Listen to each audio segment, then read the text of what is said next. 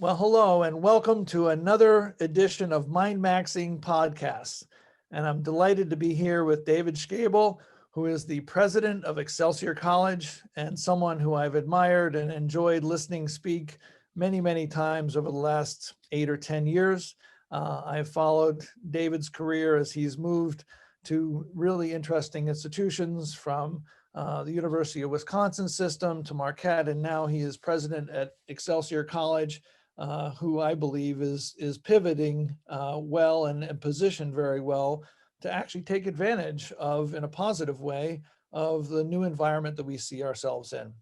So I'd like to start off with David. This has been quite a year. This was a big year for you anyway, moving to a new role as a president of a college, but coupled with a global pandemic and many other things. But love to hear some of your reflections from this past year. Well, thanks, Lee, and thank you for inviting me to do this. It's great to see you, and always good to chat. So, one of my observations from this last year, and I noticed this shortly after everybody went to remote learning, and it's just been reinforced, is how important the academic experiences, emphasis on experience for many students, which goes far beyond just learning stuff. And I think in many ways, higher education in this country has lost its way over the past couple of decades, because we've gone from talking about the social value and the benefit of higher education and how we help improve people's lives and how we help support the country broadly, to conversations now about just jobs. It's job training. And we've reduced a lot of higher education to just a conversation about job training. And in my view, that just isn't what it's about.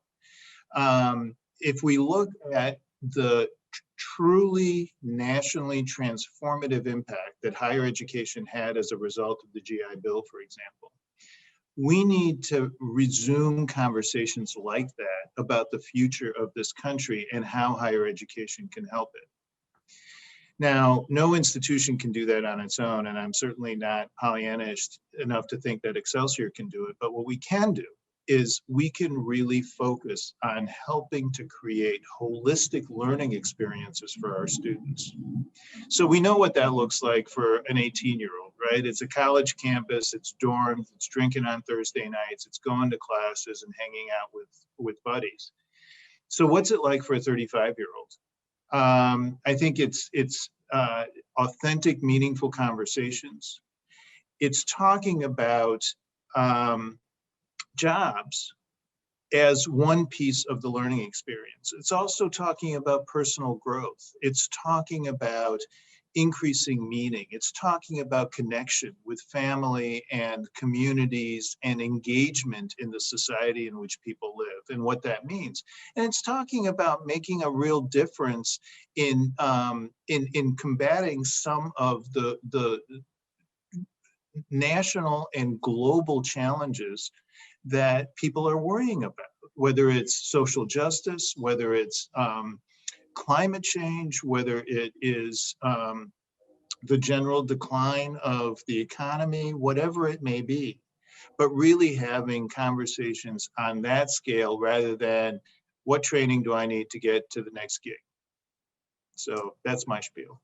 I find that very interesting, because I've often thought of, and I've heard this, Columbia had a conference they did a couple years ago talking about how higher ed has sort of skated by on, we're here for the greater good, and that's why we're nonprofit, and therefore we should be treated differently from a tax standpoint, or and that sort of cloak of existing for the greater good, which is bigger than just job skills training. But the other thing I've been aware of for the last 4 years plus or so is one of our greatest exports internationally is our higher ed quality, and the quality of that experience. And as someone who's done a lot of international recruiting, the international market has not been particularly interested in online delivery of education, despite it being good.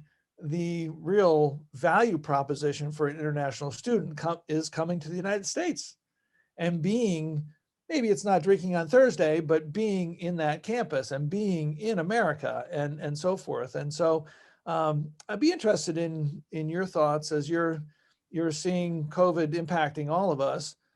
How do you see that international value proposition, because you guys do deliver online, and do you see that increasing, or do you see a potential ability to connect with that international student?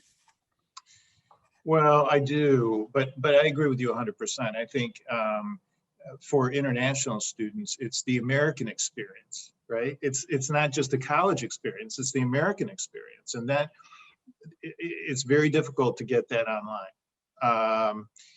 Now, we have a couple of things going for us right now in terms of attracting international students. One is that hopefully we are starting to see the end of the road for the pandemic.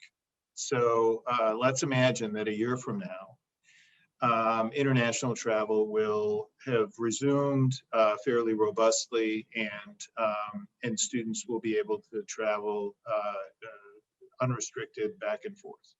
The other is the political side, where hopefully we will start to reach more friendliness towards international students, and they will be more encouraged to spend time in the US. Now, with that said, I do think that there are opportunities for hybrid experiences with students, just like there are opportunities for our students when they travel abroad for hybrid experiences. So yes, many international students want to come and study for 4 years in the US, but many can't do that. They can come for a semester, or they can come for a year, and then they have to finish the rest in their home countries. Just like our students study abroad for a semester or a year. And for many of them, being able to access education online can help provide a certain amount of continuity that they otherwise couldn't have. And so I think if we think of, again, the online environment as a piece of the broader educational environment, and as a tool to help reach students and to educate them and to keep them engaged and connected, then we can start to think of a more holistic experience. Great. Well, we've been at this pandemic now for almost a year, and I'm sure Excelsior has thought through many different scenarios, and I'd be interested to hear what your short-term plans are after having learned as much as you've learned in the last year. So what are you doing in the short term, or what are you going to be doing in the short term as you've adjusted? Well, so for us, we're not really focusing on the pandemic. We're focusing on where we think the country's going and where students' needs are going to be greatest. And there again, I don't think it's about higher education navel gazing. I think it's really got to be looking externally outside of higher education to bigger issues. So I think the issues surrounding social justice are huge. The issues surrounding climate change are huge. The issues surrounding the changing nature of work are huge. And they're systemic, right? So when we talk about social justice, for example, a piece of it is systemic racism, but that's only one piece. Systemic poverty is another. Food security is another. At the global level, water security is huge. So these are all issues that we think our students need to understand. They don't have to be experts in this, but I would hate to graduate an MBA student without having some sense of these huge systemic issues that will impact every single person on this planet for the long term, and certainly in this country for the near term. So, so these are things that we're worried about and that we're thinking about and that we're designing programs around. We're revamping our MBA program. We're looking at developing a sustainability management program. We're in the process of developing a risk management program, that a graduate program that will actually look at risk management from a systemic perspective. Um, and we're looking at developing, or we're in the process of developing, a human resources program with a focus on a distributed workforce going forward, because we think that that really is going to be the future nature of work. So again, these aren't internal conversations about what the college is doing in our hand wringing. These are really looking at where the society is going, where the country and the world is going, and being right there. I see those things happening in my life, in our company's lives. When you say that about the systemic changes from a remote workforce, I've seen that with other colleagues of mine who have their businesses. I think the nature of work, both in the acceptance of a Zoom meeting and the acceptance of not having to travel as much, is very real these days. So, well, let's go further out and crystal ball it for 2022 and beyond. You're a person with big ideas, and always has been in my mind, on a leading edge instead of a trailing edge. What are some of your thoughts about what you see in the future? For higher ed, or Well, actually, no. I'm thinking about the stock market, because I want to know. So yes, for higher ed or Excelsior, or if you think the interaction between higher ed and the greater world and greater society, I actually think there's a combination there. There's been a lot of antagonism between higher ed and within our country, with different pockets within our country, and instead of looking at higher ed as being this really positive force, there's a large group of people in our country who treat higher ed as being a negative, and so maybe it is something between society and higher ed. Well, so I think one of the big opportunities for certainly for Excelsior and for a lot of other schools is to get over the protectionism that most institutions have been doing for a long time now, and to think about meaningful partnerships, right? So, for example, you take a school like Excelsior. We started out as a credit aggregator. Right? We were created as a public credit aggregator by the New York State Board of Regents in 1971, to help bring adult and non-traditional students who had some college credit but no degree to the point of being able to get a degree. And traditional schools in the 70s didn't know what to do with students like that. They didn't want them. They didn't know what to do with them.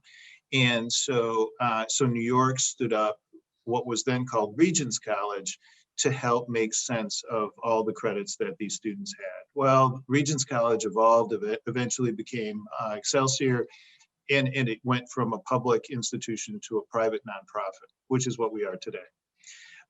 So here we are. We continue that history, where we are very liberal in our credit aggregation. We have a very strong prior learning assessment process, and we are long-term experts in online education. So then, I've been talking to colleagues, other presidents, for example, at small liberal arts schools. They are great at the college experience, but they don't really know what to do with online. They don't have a lot of experience with that. And they would love to attract adult students, but have no idea how to serve them.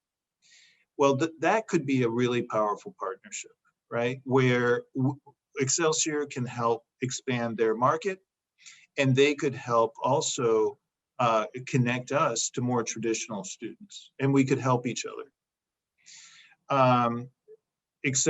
Nearly half of Excelsior students are military students, current or former military students.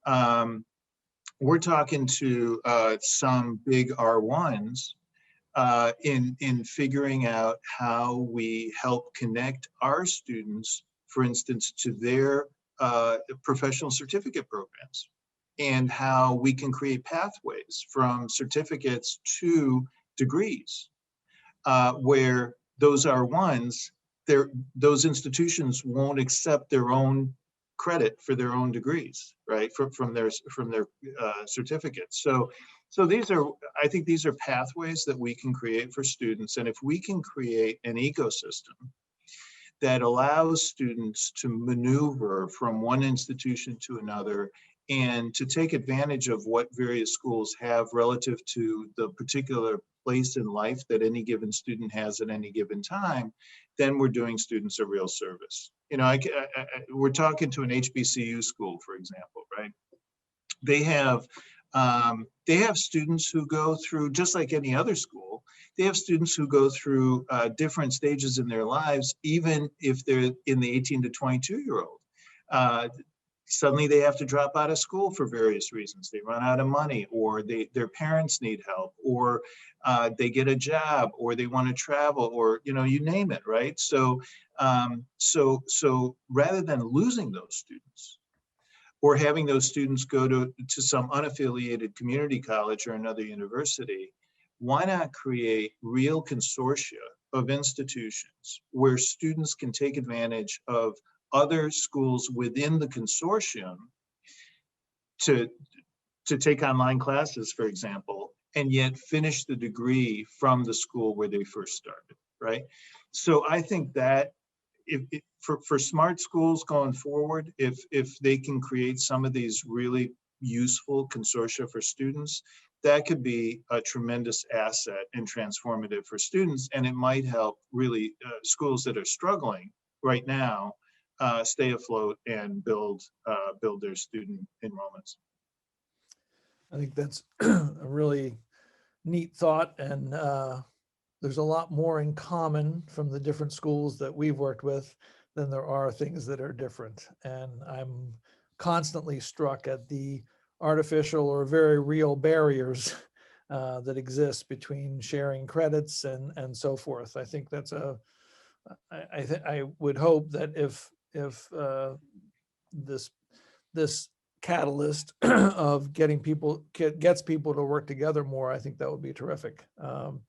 And I think the pathways that you talked about, I think are a real challenge because the pathways are becoming so different. There used to be a relatively prescribed pathway, and many people still have it in their paradigm that that's still the pathway, and the general public and in the media talks about this pathway of 18-year-old freshmen, and that is, as we all know, not even the majority of the pathway anymore. It's actually the minority is a 18-year-old graduating in 4 years. That's a small fraction of what actually happens for most college, and degree, seeking students. So, well, David, this has been wonderful to connect.